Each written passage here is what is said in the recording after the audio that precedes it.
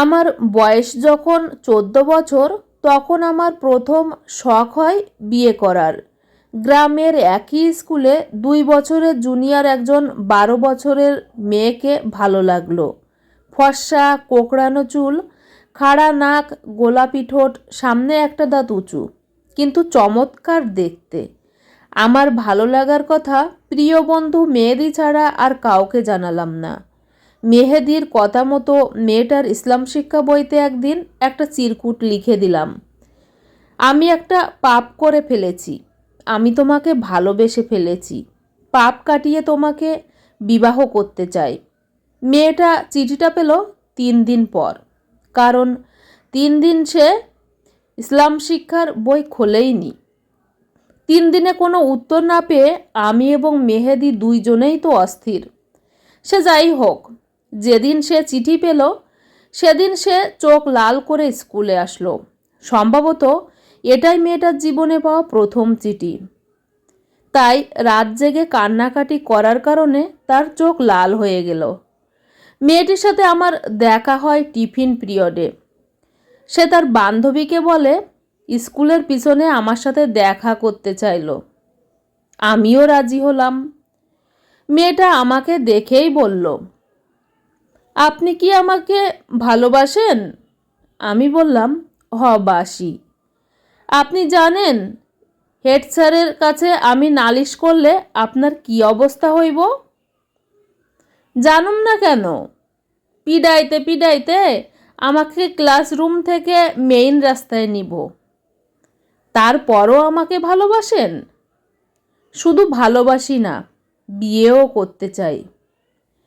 নিপা বলল, আমার বিয়ের বয়স হয় নাই, 18 বছরের আগে মায়াগো বিয়া দেওয়ান যায় না। আপনারও 21 বছর হওন লাগবো, তাহলে আমার 21 বছর আর তোমার 18 বছর হইলে তখন বিয়া করুম। সত্যি বিয়ে করবেন? করমু। কথা দেন? কথা দিলাম। আমি কথা দেওয়ার পর মেয়েটা কান্না করে দিল। কেন কাঁদলো বুঝতে পারলাম না। কাঁদতে কাঁদতে ক্লাসরুমে গেল। এরপর আমার বন্ধু মেহেদি আর নিপাদের বাড়ি পাশাপাশি হওয়ায় বন্ধুর মাধ্যমে চিঠির আদান প্রদান চলতে লাগলো। এভাবে আমাদের ভালোবাসার 1 বছর কেটে গেল। 1 বছরের মধ্যে আশেপাশের গ্রামের এক বাড়ি থেকে আর এক বাড়ি আমাদের প্রেমের খবর ছড়িয়ে পড়ল। দুষ্টু ছেলেমেয়েরা গাছে গাছে লাভ চিহ্ন এঁকে তার মধ্যে শাকিল প্লাস নিপা লিখে রাখত। আমাকে দেখলে নিপা নিপা করত, আবার নিপাকে দেখলে শাকিল শাকিল বলে বাচ্চা ছেলেমেয়েরা দৌড় দিত। স্কুলের এবং সাংস্কৃতিক অনুষ্ঠানে নিপা নাচল।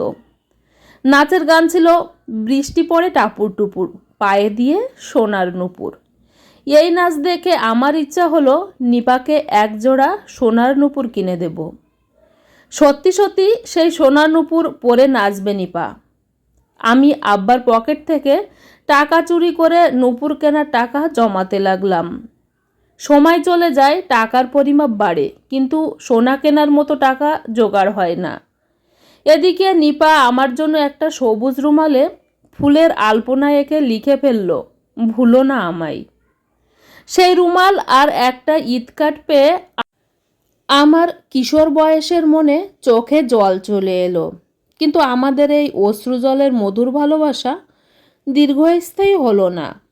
নিপার জন্য সোনার নুপুর কেনার আগেই বাবা আমাকে মানচিত্রের অপর প্রান্তে নতুন শহরের স্কুলে 9-এ ভর্তি করিয়ে দিল। সেই শহরে নতুন স্কুলে ভর্তি হয়ে নতুন নতুন বান্ধবী পেয়ে আমি নিপাসহ পুরনো গ্রামের বন্ধুদের ভুলে গেলাম।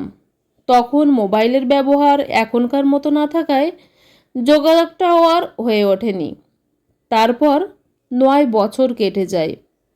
হঠাৎ আমার এক কাজে আমার মার সাথে একবার জুয়েলার্সের দোকানে গিয়ে একজোড়া সোনার নুপুর দেখে নিপার কথা মনে পড়ল।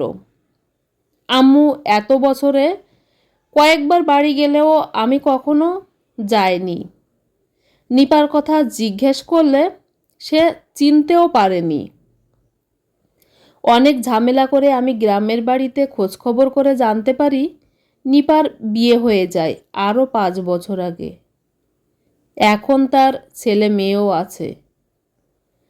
আমার ততদিনে 4 নম্বর রিলেশনের ব্রেকআপ হওয়ার কারণে মন খুবই খারাপ ছিল। পড়াশোনা আর চাকরিতে সাকসেসফুল হলেও ব্যক্তিগত জীবনের প্রতি আমার এক ধরনের অনীহা জন্ম নিয়েছিল। আমি বাবা মাকে বুঝিয়ে শুনিয়ে গ্রামের বাড়িতে ঘুরতে যাই।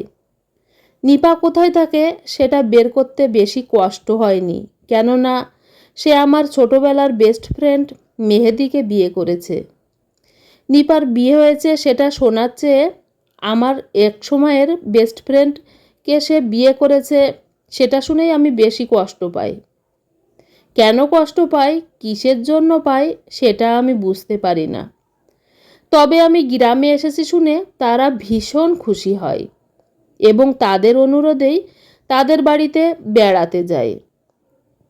দেখা হওয়ার পর আমি তাদের সাথে এমন ভাব করি যেন ছেলেবেলার কোনো কিছুই আমার আর মনে নেই। 9 বছরের নিপার যেন আরও সুন্দরী হয়ে গিয়েছে, আর মেহেদি তখন গ্রামের সুদর্শন যুবক। টাকা পয়সা না থাকলেও তাদের ছোট্ট খড়কুটোর ঘরে এত ভালোবাসা দেখে আমার হিংসে হয়।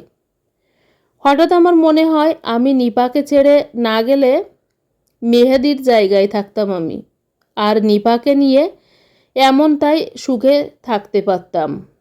আমি তাদের ছোট ছোট দুটো ছেলে মেয়ের দিকে অবাক হয়ে তাকিয়ে থাকি। এত সুন্দর ওরা বাড়ির উঠোনে ছুটোছুটি করে খেলছে। দীপা আমাকে দেখে প্রথমে অবাক চোখে কিছুক্ষণ তাকিয়ে থাকলেও পরে খুব স্বাভাবিক ব্যবহার করে। রাতে খাওয়া দাওয়া করে আমি খুবই দ্রুত শহরের উদ্দেশ্যে রওনা দেই। ওরা অনেক থাকতে বললেও আমার অবচেতন মনে এক চাপা ব্যথার কারণে থাকতে চায় না। হারিকেন হাতে মেহেদি এবং নিপা আমাকে গঞ্জের অনেকটা পথ এগিয়ে দেয়। আমার খুব কষ্ট হয়। আমার প্রথম ভালোবাসা আমি ধরে রাখতে পারিনি। সেই অনুশোচনা আমাকে সারাটা পথ যন্ত্রণা দেয়। সবচেয়ে যন্ত্রণা দেয় নিপার পায়ে একজোড়া রূপার নূপুর দেখে। আমি যে নিপাকে সোনার নূপুর কিনে দিতে চেয়েছিলাম, এই কথাটা মেহেদি ছাড়া আর কেউ জানতো না। সোনার না হোক, রূপার একজোড়া নূপুর সে নিপাকে ঠিকই কিনে দিয়েছে। আমি পারিনি, আর কখনো পারবো না। সেই অধিকার আমার হবে না।